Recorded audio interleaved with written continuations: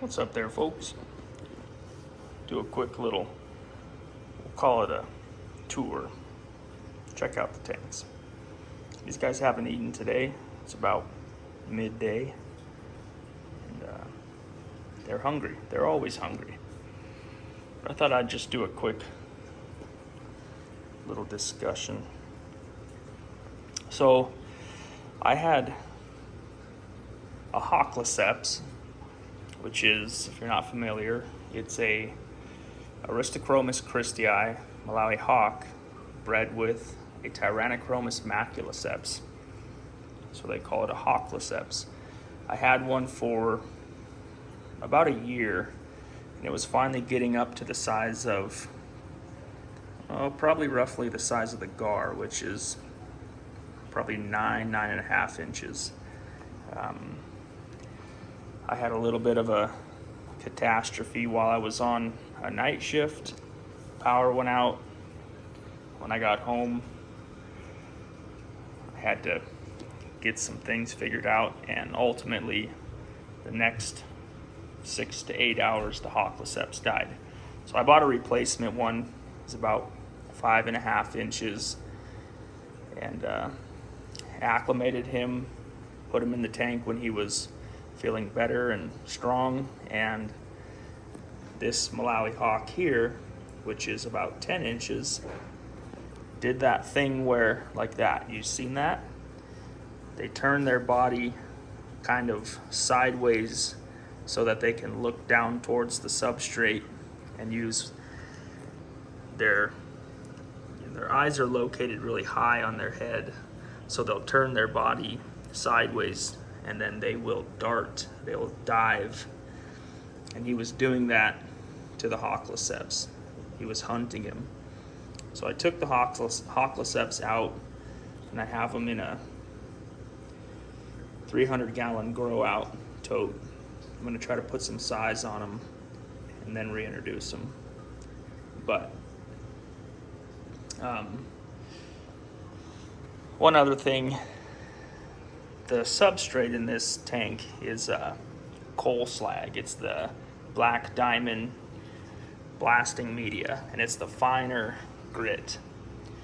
And this wave maker, I have it going up towards the surface, and it creates a pretty good current of flow.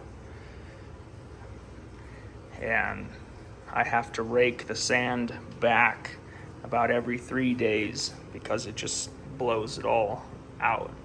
And it will start to do stuff like this where, I don't know if you can see that, but it's like eroding the base of the sand out from under the rocks, and then eventually the rocks will tip over and I have to set them back up. So I'm actually going to remove all of this substrate, and I'm going to try to go with a substrate like this, which is aragonite. The aragonite is heavier, larger pieces, and it should help with not getting blown away. This substrate's all dug up because the male breeds these 5 females and he makes pits everywhere. It used to bug me and I'd put it all back, but I just let him do his thing. Yeah, so I'll make a video of when I decide to, when I get the sand. It's on order. I'll probably pull all this out with a shop vac and then rinse the aragonite real well. Do a pretty significant water change. Put all the aragonite in and then fill it back up. And I'll probably make a video on that. But this group over here, there is, I think I counted the other day, 80 fry in here. They're about a month old from the time they were eggs. So when I saw the female carrying, I stripped her eggs, put it in a tumbler. About 20 days later, they were free swimming and their egg sacs were gone. So I put them in here. So from the time they were spawned till now is about a month and 2 days. And then there's a couple more. This is a little older batch in here. Very, very small batch.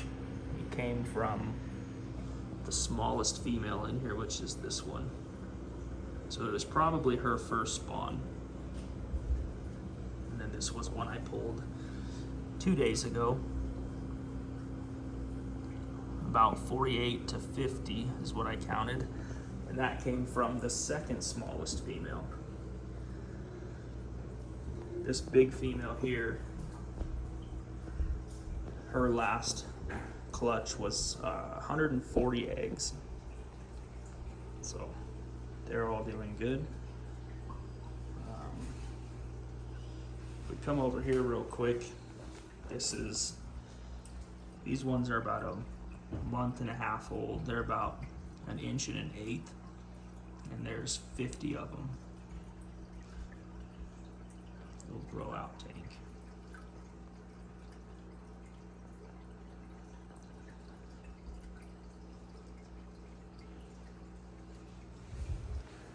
I just figured I'd show you guys what's kind of coming up, what's planned. There's this little Misfit tank over here with all the bullies that couldn't get along. Put them all together and they get along great somehow. There's 3 Frontosa, Obi Peacock. That's a pearl cichlid. Some Mbuna that I bred. Ended up having about 100 of them. Gave all but 3 of them away. There's a big male Frontosa under this log.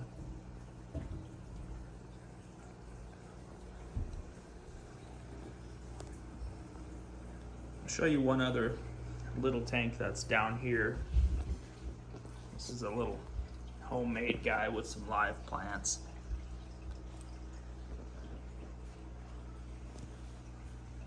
Pleco. I can't remember the name of this barb, but it's a couple years old. Just a little turd.